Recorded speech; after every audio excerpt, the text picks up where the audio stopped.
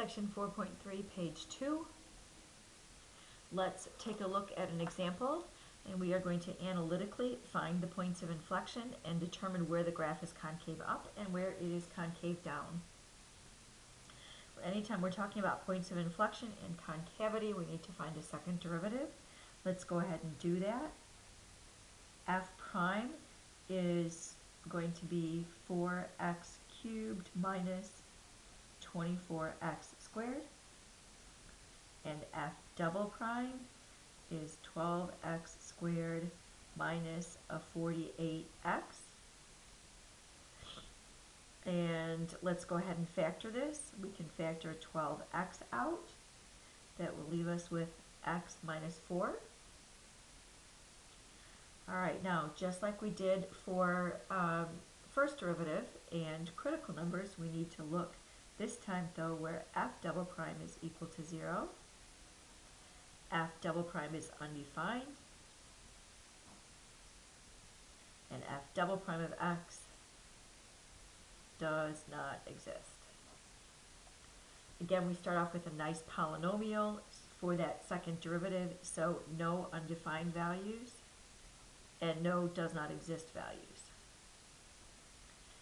F double prime is equal to 0 when x is 0 or x equals 4. Now, these two numbers over here are important, but they are not critical numbers.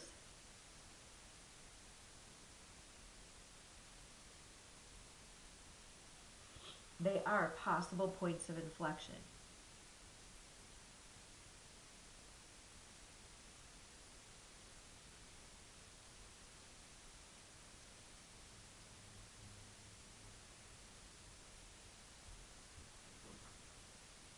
Alright, once we have that, those possible points of inflection, then we're going to go ahead and set up a superchart.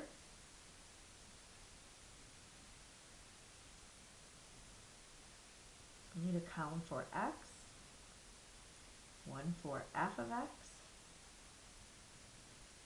one for f prime, one for f double prime, and a description.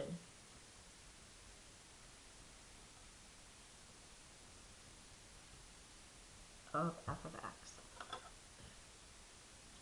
Using these possible points of inflection, let's set up our intervals for x. So we'll look where x is less than 0, at 0, between 0 and 4, at 4, and x greater than 4. I like to draw horizontals in here, so I just keep my chart organized a little bit here. Alright, now we are interested in the concavity, so we're looking at filling in this second derivative column over here. And we're going to do a sign analysis with this second derivative right here. We do know that the second derivative is equal to 0 when x is 0, so we can put that in. Second derivative is 0 when x is 4. And then let's do a sign analysis. Choose some negative number. Say -2. That piece is negative. This piece is negative. Overall, positive. Choose something between 0 and 4. Say 2. This is positive and negative. And something larger than 4. Positive and a positive. So overall positive. Alright, so what do we have going on here? If the second derivative is positive, that means f of x is concave up. If f of x is, f double prime is negative, then f of x is concave down. And if f double prime is positive, we have another concave up. Alright, now, at this x is 0 going on here. We have a possible point of inflection because we definitely see a change in concavity. Concave up to concave down, likewise here, concave down to concave up. So this is also a possible point of inflection. The other condition is that we need to make sure we have a tangent line. So just go back to f prime and find the value of x equals 0 out of f prime. Into f prime, plug in x is 0. Plug in 0 there, we're going to get 0. There is a tangent line. If there's a slope, there is a tangent line. There is a horizontal tangent. And because we are changing in concavity and there is a tangent, this line is a point of inflection. Down here, let's take x equals 4 and plug that into the derivative. When we plug that in, I'm going to save us some time here. That is negative 128. That's the slope. That's the slope of the tangent line. So there is a tangent line, and it's just not horizontal. There is a tangent line, and that means this point is a point of inflection.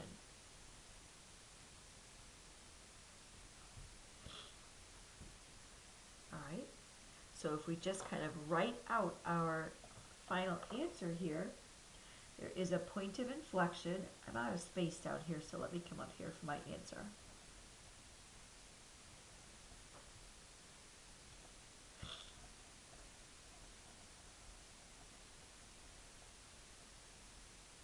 There is a point of inflection at x is 0. Uh-oh. Now here's where I need the f of x column, because I need that y value over here for when x is 0. Go back to the original function and plug in x is 0, and we'll get 0. So there's a point of inflection there. There's also one at when x is 4. And we can plug in the 4 into the original. Again, I'll save us some time. It's negative 256. There's our 2 points of inflection. And that function is concave up on the interval from negative infinity up to 0, union 4 to infinity. And the graph is concave down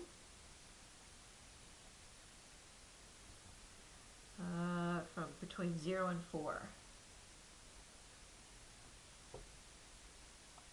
All right. Now moving to the next piece here. Find the equation of the inflectional tangents at negative 1. An inflectional tangent is a tangent line at the point of inflection.